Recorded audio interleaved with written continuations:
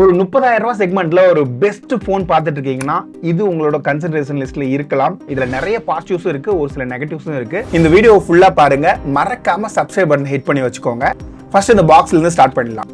இந்த பாக்ஸை பொறுத்த வரைக்கும் பிளாக் கலர் பாக்ஸ், இதுல எல்லோ கலர் ஃபாண்டிங் இருக்கு. பாக்ஸை ஓபன் பண்ணதும் என்ன இம்ப்ரெஸ் பண்ண விஷயம் இதோட கேஸ் இந்த டைம் இம்ப்ரூவ்மெண்ட் பண்ணிருக்காங்க. இது தவிர்த்து பார்த்தோம்னா வழக்கமா வர பேப்பர் பாக்ஸ், சிம் எஜெக்டர் பின், அதுக்கு அடுத்து 120 வாட்கான சார்ஜர் பாக்ஸ்லயே இருக்கு. Type C to type A cable கொடுத்திருக்காங்க. இப்போ இதை ஓரமா வச்சுட்டு இதோட டிசைனை பத்தி பார்த்தோம்னா இங்க ஒரு சில்வர் கலர் டிசைன் கொடுத்திருக்காங்க நம்ம கையில கருது. இது இல்லாம இன்னும் ஒரு கிரீன் கலர் வேரியன்ட் இருக்கு. இங்க பேக்ல பெரிய மெனக்கடல்லாம் இல்ல, நார்சோ 70 சீரிஸ்ல பார்த்த டிசைன் மாதிரியே தான் இது இருக்கு. ஆனா இங்க பேக் வந்து ஒரு கிளாசி ஃபினிஷ்ல இருக்கிற பிளாஸ்டிக் மெட்டீரியல் தான். இங்க ஃபிங்கர் பிரிண்ட் ரொம்ப நல்லாவே ஒட்டுது. இங்க சைடுமே பிளாஸ்டிக் தான். நெக்ஸ்ட் இதோட வெயிட் மேனேஜ்மெண்ட் பத்தி பார்த்தோம்னா இங்க ஓரளவுக்கு நல்லாவே பண்ணிருக்காங்க. என்ன வெயிட்னு பார்த்தோம்னா ஒரு 190 கிராம் வரலியமான வெயிட் இதுல இருக்கு. நெக்ஸ்ட் இதோட ப்ரொடெக்ஷனுக்கு இங்க IP65 ரேட்டிங் கொடுத்திருக்காங்க. இது ஓரளவுக்கு நல்லா இருக்கிற ஃபீல் தான் இருக்கு. என்ன இந்த பட்ஜெட்டுக்கு ஒரு IP68 போட்டிருந்தா இன்னுமே பெட்டரா இருந்திருக்கும். முக்கியமான விஷயம், ஃப்ரண்ட்ல இந்த கார்னிங் கொரில்லா கிளாஸோட விக்டஸ் 2 யூஸ் பண்ணிருக்காங்க. எப்பயுமே இந்த ரியல்மி என்ன பண்ணுவானா பெருசா ப்ரொடெக்ஷனை பத்தி எங்கேயுமே மென்ஷன் பண்ண மாட்டான். ஆனா இந்த டைம் ஒரு நல்ல லெவல் ஆஃப் ப்ரொடெக்ஷன் கொடுத்து அதை மென்ஷன் பண்ணிருக்கிறது நல்ல விஷயமா படுது. அடுத்து வழக்கமா வர மாதிரியான ரெயின் வாட்டர் டச் இந்த செக்மெண்ட்ல கொண்டு வந்திருக்காங்க.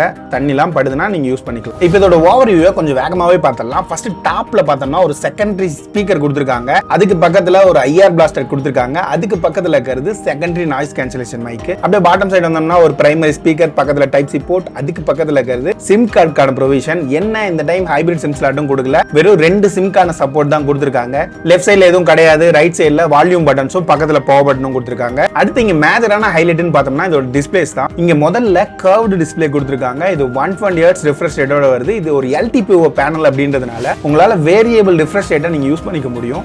சொல்லப்போனா நீங்க ஐடியில் வச்சிருக்கிறது முதற்கொண்டு ஒரு கான்டென்ட் வாட்ச் பண்றீங்கன்னா அதுக்கேற்ற மாதிரி இந்த ரிஃப்ரெஷ் ரேட் மாறிட்டே இருக்கும். இது 1 Hz இருந்து 120 Hz வரையும் மாறிட்டே இருக்கும். இது மூலமா உங்களுக்கு பேட்டரி லைஃப் இன்னுமே பெட்டரா கிடைக்கும். அதுதான் இதோட மெயின் அட்வான்டேஜ்னு சொல்லலாம். நெக்ஸ்ட் இங்க 6.78 இன்ச்சுக்கான டிஸ்பிளே இருக்கிறதுனால இதோட எக்ஸ்பீரியன்ஸ் இந்த பிரைட்னஸோட சேர்த்து ரொம்பவே அழகா இருக்குன்னு சொல்லலாம்.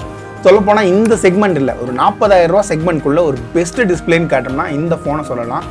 இதுல எக்கச்சக்கமான விஷயம் கொடுத்திருக்காங்க. ப்ரோ XDR டிஸ்பிளே இருக்கு. இதுல வீடியோ வாட்ச் பண்ணும்போது இதோட பிரைட்னஸ் ரொம்பவே அதிகமா இருக்கிற ஃபீல் தான் இருக்கு. நெக்ஸ்ட் ஒரு இன்டோர் யூசேஜ்லயும் சரி, அவுட்டோர் யூசேஜ்லயும் சரி இதோட பிரைட்னஸ் ரொம்பவே அதிகமா இருந்துச்சு. இங்க யூடியூப்பை பத்தி பேசும்போது உங்களுக்கு 4K HDR 60 FPS வரலையும் உங்களால ப்ளே பண்ண முடியும். கான்டென்ட் எல்லாமே ரொம்பவே கிறிஸ்டல் கிளியரா இருக்கு.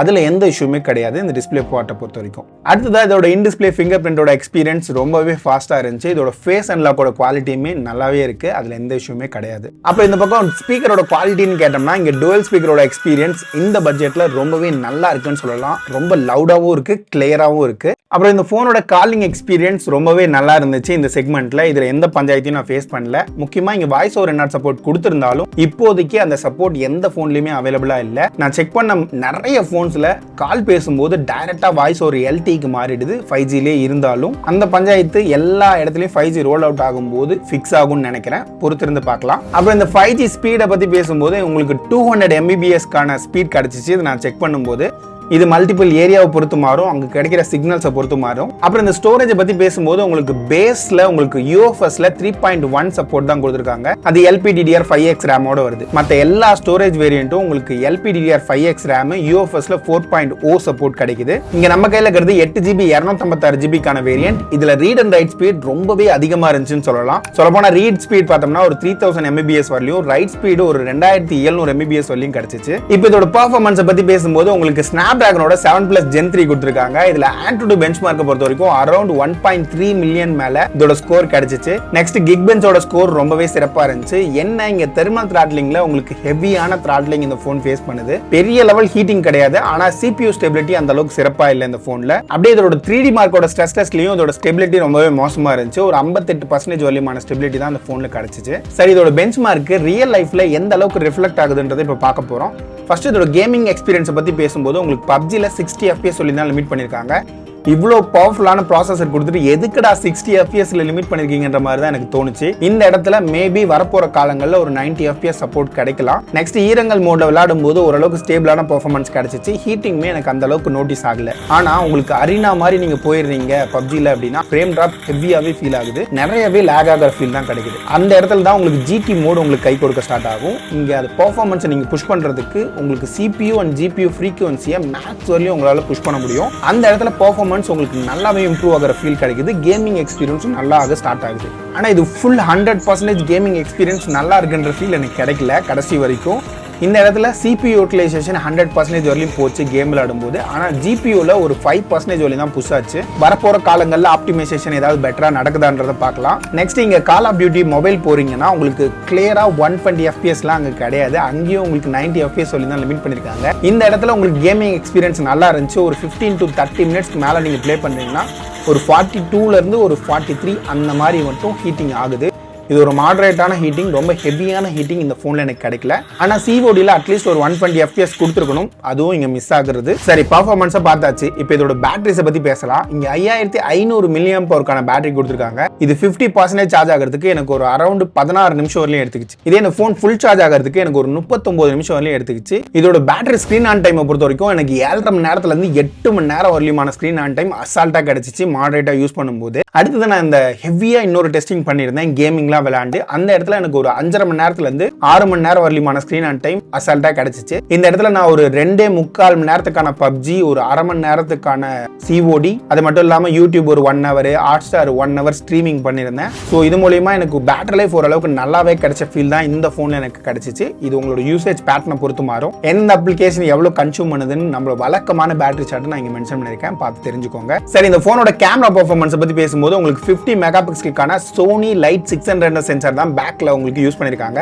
அதுக்கு பக்கத்துல அல்ட்ரா வைட் சென்சார் ஒரு 8 MBக்கான சோனி IMX355 சென்சார் யூஸ் பண்ணிருக்காங்க. இதோட பெர்ஃபார்மன்ஸ் டே லைட்ல இதோட டீடைல்ஸ் ரொம்பவே நல்லா இருந்துச்சு, கலர்ஸ் நல்லா இருந்துச்சு, டைனமிக் ரேஞ்சுமே சூப்பரா இருந்துச்சு. அடுத்து ஹியூமன் சப்ஜெக்ட்லாம் எடுக்க ஸ்டார்ட் பண்றீங்க அப்படின்னா நார்மல் டே லைட்ல இதோட பிக்சர்ஸோட குவாலிட்டி ரொம்பவே நல்லா இருந்துச்சு, ரொம்ப இம்ப்ரெஸ் பண்ணுச்சு என்ன. அதுக்கடுத்து பேக்லைட் சிச்சுவேஷன்ல எடுக்கும்போது போட்டோஸ் ஓரளவுக்கு நல்லாவே ஹோல்டு பண்ணுச்சு. டைனமிக் ரேஞ்ச் டீசெண்டா இருந்துச்சு. அந்த இடத்துல என்ன போட்டோஸ் லைட்டா சாஃப்ட் பண்ண ஃபீல் கிடைச்சிச்சு. அப்புறம் இந்த போன்ல எடுத்த போர்ட்ரேட்டோட போட்டோஸ் வந்து ரொம்பவே அழகா இருந்துச்சு. இந்த இடத்துல இதோட எட்ஜ் ரிடக்ஷனுமே சூப்பரா கட் பண்ணிருக்க மாதிரி தான் ஃபீல் கிடைச்சிச்சு. அப்புறம் இதோட இண்டோர் பெர்ஃபார்மன்ஸை பத்தி பேசும்போது உங்களுக்கு லைட்டிங் கண்டிஷனை பொறுத்து இதோட பெர்ஃபார்மன்ஸ் கிடைச்சிச்சு. ஆனா இந்த பட்ஜெட்டுக்கு ஓரளவுக்கு டீசென்டான பெர்ஃபார்மன்ஸ் உங்களுக்கு லோ லைட்ல நீங்க எதிர்பார்க்கலாம். அப்புறம் இந்த 8 MBக்கான அல்ட்ரா வைட் சென்சாரோட பெர்ஃபார்மன்ஸ் ரொம்ப மோசம்னு சொல்ல முடியாது. டைனமிக் ரேஞ்ச் டீசெண்டா இருந்துச்சு. ஏன்னா டீடைல்ஸ் வந்து நீங்க பிரைமரி சென்சார் லெவலுக்கு எதிர்பார்க்க முடியாது. கலர்ஸும் ஓரளவுக்கு டீசெண்டா இருந்த ஃபீல் கிடைச்சிச்சு. இந்த போன்ல உங்களுக்கு ஃப்ரண்ட் கேமராக்கு 32 MBக்கான சோனியில IMX615 சென்சார் யூஸ் பண்ணிருக்காங்க. இதுல டீடைல்ஸ் ரொம்பவே நல்லா இருந்துச்சு, கலர்ஸ் நல்லா இருந்துச்சு. உங்களுக்கு நார்மல் லைட்ல எடுக்கும்போது இதே ஹெவியான பேக்லைட் சிச்சுவேஷன்ல எடுக்கும்போது டைனமிக் ரேஞ்ச் இன்னும் கொஞ்சம் பெட்டரா தேவைப்படுது. நெக்ஸ்ட் போர்ட்ரேட்ஸ் பத்தி பேசும்போது எட்ஜ் கட் அவுட் நல்லாவே பண்ணுது. அதுல எந்த பஞ்சாயத்தும் நான் பெருசா இங்க ஃபேஸ் பண்ணல. இதே இண்டோர் லைட்டிங் கண்டிஷன் வரும்போது உங்களுக்கு லைட்டிங்கை பொறுத்து உங்களுக்கு அவுட்புட் கிடைக்குது. ஆனா லோ லைட் போறீங்கன்னா அங்க ஃபில் லைட் ஒழுங்கா வேலை செய்யல. அந்த இடத்துல இமேஜ் குவாலிட்டி நல்லாவே அடி வாங்குற ஃபீல் தான் கிடைக்குது. அப்புறம் இந்த வீடியோ சைடு வந்தோம்னா உங்களுக்கு பேக்ல 4K 60 FPS சொல்லி சப்போர்ட் கிடைக்குது. ஆனா உங்களுக்கு அங்க ஸ்டெபிலிட்டி சுத்தமா கிடையாது. ஃபுட்டேஜ்ல உங்களுக்கு டீடைல்ஸ் கலர்ஸ் எல்லாம் நல்லா இருக்கு. டைனமிக் ரேஞ்ச் ஓரளவுக்கு டீசெண்டா இருக்குன்னு சொல்லலாம் இந்த பட்ஜெட்ல. ஒருவேளை உங்களுக்கு ஸ்டெபிலிட்டி தேவைப்பட்டுச்சுன்னா உங்களுக்கு 1080pல 60 FPS சொல்லியமான ஆப்ஷன் இந்த போன்ல உங்களுக்கு கொடுத்திருக்காங்க.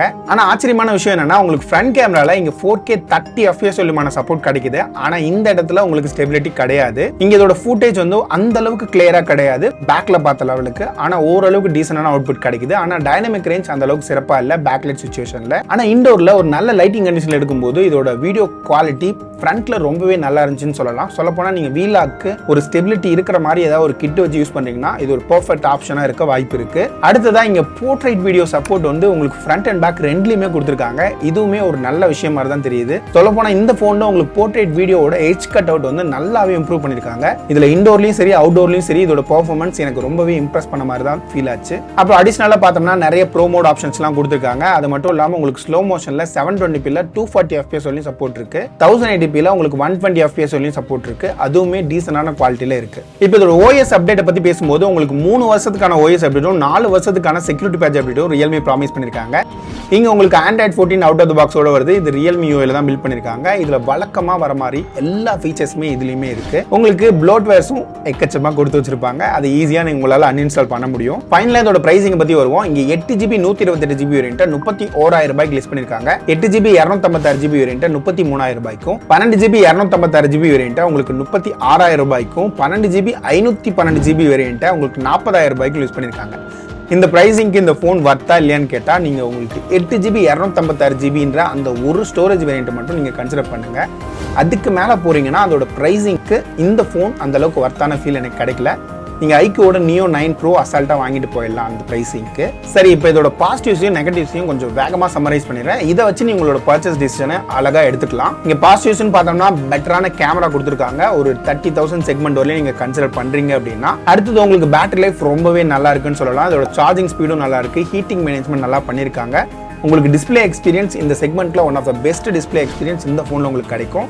இதோட ப்ரொடெக்ஷனுமே நல்லா கொடுத்துருக்காங்க. ஆனா இங்க நல்லா கொடுக்காத விஷயம் என்னன்னு பார்த்தோம்னா இதோட ப்ளோட்வேர்ஸ் அதை அவங்களால அன்இன்ஸ்டால் பண்ண முடியும். அடுத்தது கேமிங் உங்களுக்கு 60 இல்ல 90 FPS சொல்லினாலும் மீட் பண்ணிருக்காங்க. பேஸ் ஸ்டோரேஜ் வெறும் 128GB வேரியன்ட் தான் இருக்கு. இதுதான் இதோட நெகட்டிவ்ஸ். இன்னும் எக்கச்சக்கமான ஸ்மார்ட் போன் ரிவ்யூவோட உங்களுக்கு கூடிய சீக்கிரம் பார்க்குறேன். அது வரைக்கும் பாய்.